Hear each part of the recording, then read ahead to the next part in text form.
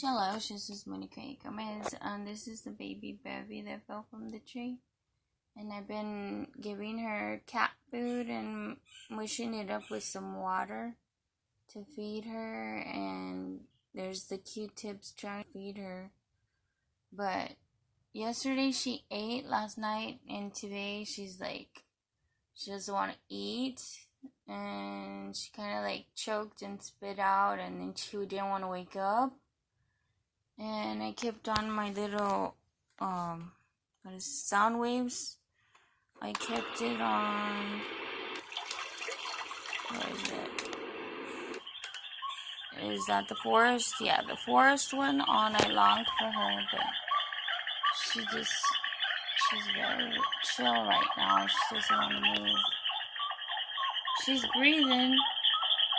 She moved to her little beak right now, but I got grass and I cut it up and I put it there, and then I cleaned it up with the little, what is it, cloth?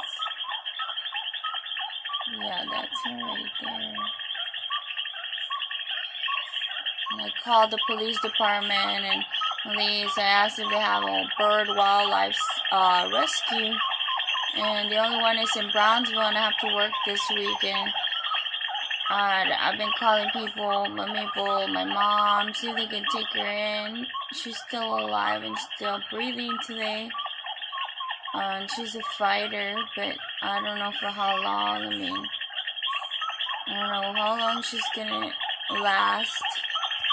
Usually when this happens to them, they'll stay alive for about a week, and it varies, on the bird, if she wants to make it or not.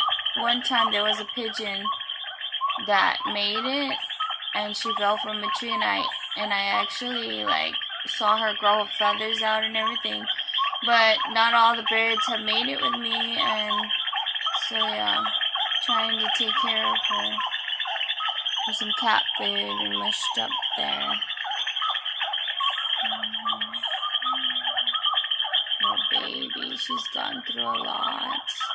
She fell twice yesterday. Yes, Mama Bear. So I'm just gonna leave her there and see how well she does. Hopefully she gets better. So I'm gonna go visit her. I know when my mama takes the animal from ours. I'll